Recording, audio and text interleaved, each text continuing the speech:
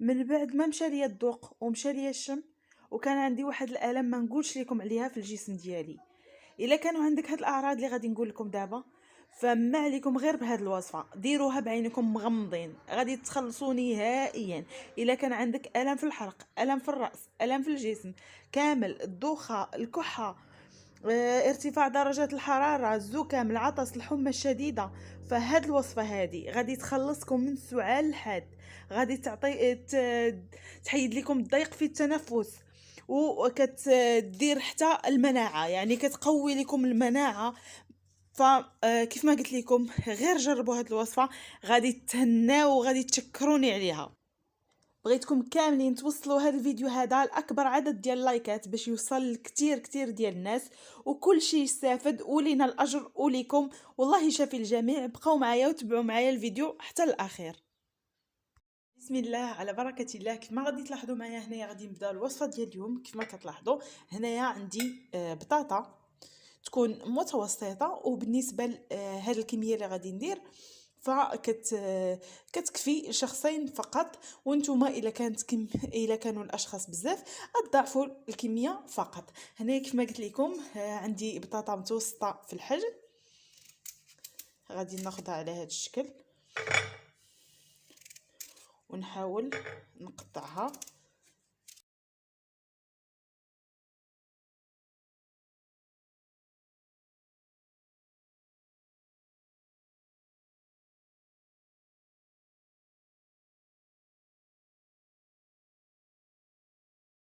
ما لاحظتوا معايا ديجا دايره الماء كيغلى ليا، غادي نوضع فيه هذه البطاطا.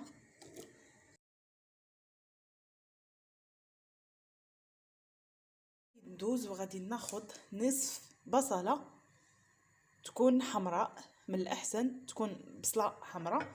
هنايا نصف بصله، كما قلت لكم الا كانت الكميه مضاعفه كديروا بصله كامله.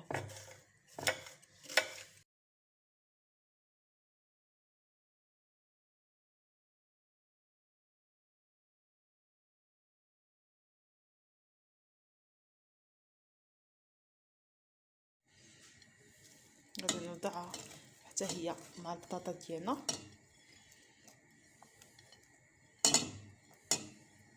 غادي ناخذ الثوم، يكون هاد الثوم هذا الاحمر. فالثوم الاحمر كيف ما كنعرفوا انه رائع زوين بزاف ودواء ما نقولش لكم عليه. فهنا غادي ناخذ واحد 3 الفصيصات ديال الثوم، هانتوما كيف ما كتشوفوا كيف ما كتلاحظوا. غادي ناخذها ونقطعها على هذا الشكل هذا.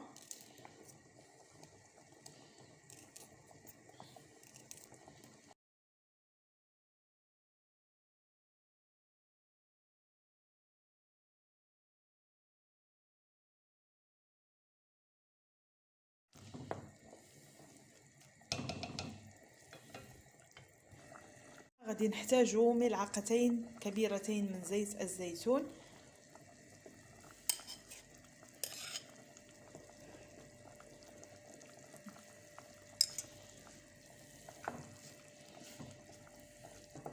رأس ملعقة من الإبزار، رأس ملعقة من الإبزار. هنا عندي ملعقة صغيرة، فغادي نحتاج رأس ملعقة كما كتلاحظوا.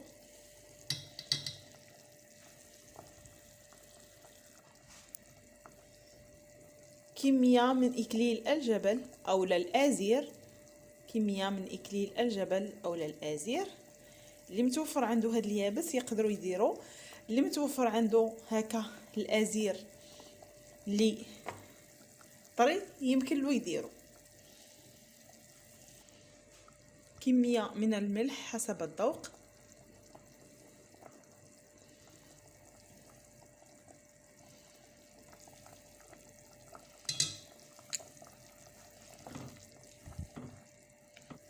كركم مطحون او مدقوق على اليد.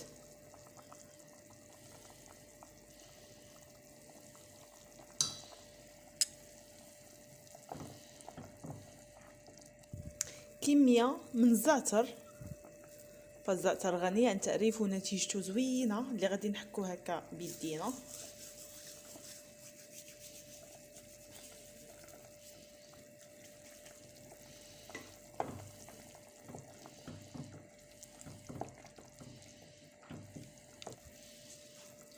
3 اوراق من ورقة الرند او لا اوراق سيدنا موسى.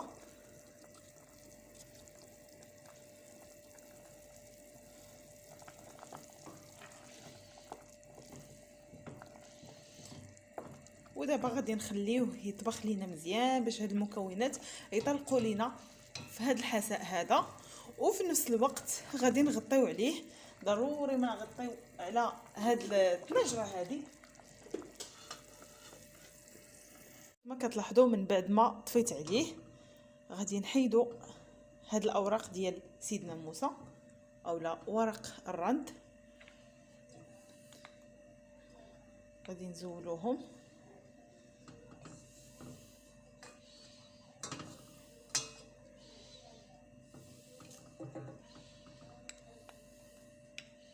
بهذا الشكل، وغادي نطحنوا الكل جيدا. هنايا من بعد ما طحنتها فانا كنخليها فوق النار تغلى ليا واحد شويه، حيت هاد الوصفه خاصها تشرب وهي سخونه ماشي بارده. كيف ما كتلاحظوا القوام ديالها فكيجي خاتر وزوين. ولما الا كنتو قويتوا الماء كتخليوها حتى تختار لكم، يعني حتى كتوكح واحد شويه باش كتحصلوا على هذا القوام هذا. كيف ما كتشوفوا صافي دابا من بعد ما غلات ليا غادي نعطيكم طريقه الاستعمال.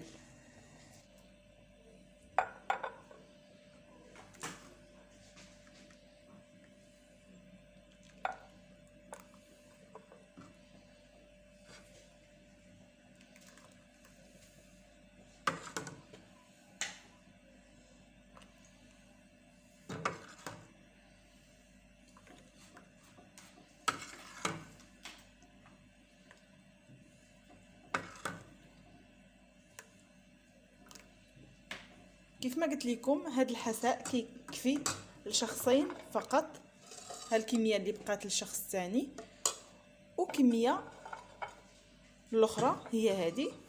دابا غادي نزيدوا عليها واحد الكميه ديال الزنجبيل، ومن الاحسن يكون مدقوق على اليد باش هكا تهناو انه يكون طبيعي 100% وينجح معكم. كيف ما كنعرفوا ان الزنجبيل زوين بزاف بزاف بزاف في هاد الفتره هذه ديال البرد، كيخرج لينا جميع البرد اللي كيكون في الجسم ديالنا.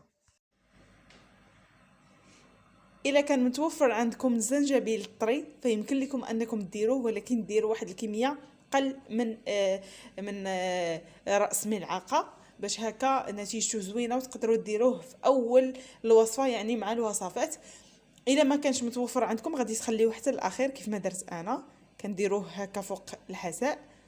هانتوما كيف ما كتشوفوا كنخلطوا مزيان هاد المكونات.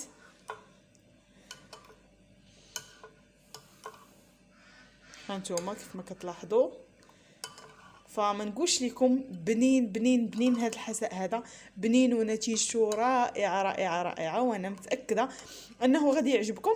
وفي نفس الوقت غادي تلقاو عليه واحد النتيجه خياليه، وغادي تهناو نهائيا من الكحه، من ضيق في التنفس، من اي حاجه اللي كتكون في هذه الوقيته هذه ومع هاد الامراض هادو. فالصراحه هاد الحساء هو اللي غادي ينفعكم، هو اللي غادي يهنيكم من جميع هاد المشاكل هادو.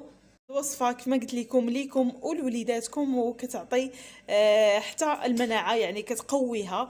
وان شاء الله كنتمنى ان هاد الوصفه هذه تليق لكم. كيف ما قلت لكم يكون عندكم اي حاجه من هاد الاعراض هادو، سواء سعال، سواء ألم في الصدر، ضيق في التنفس، ارتفاع درجة الحرارة، أو لا ألم في الرأس، الزكام، ألم في الحنجرة، العطس، الحمى الشديدة، فهاد المكونات اللي حضرت معكم فغادي تهناو نهائيا من هاد الأعراض هادو. وكيف ما قلت لكم حتى كيقوي الجهاز ديال المناعة ديالكم. وان شاء الله الوصفه تجربوها ودعيو معايا تخليوها لي في التعاليق. بل طريقه الاستعمال كيف ما لاحظتوا معايا انا عاودت هذا الحساء سخنته، يعني حتى كنطحنوه كنعاودوا نسخنوه مره اخرى.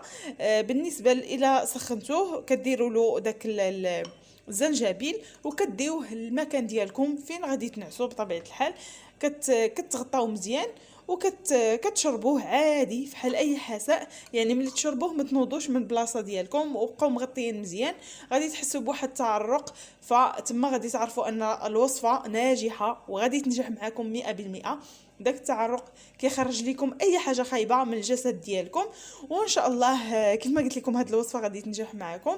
صافي كتغطاو جيدا حتى كتنعسوا وصافي، يعني ما كتنوضوش من بلاصتكم الا للضروره. وان شاء الله الله يشافي الجميع ويسهل على الجميع. والى عجبكم الفيديو ما تنساوش تبارطاجيوه باش هكا كلشي يستافد وتعم الفائده. وبسلام عليكم، حتى الفيديو القادم ان شاء الله، تبقاو على خير.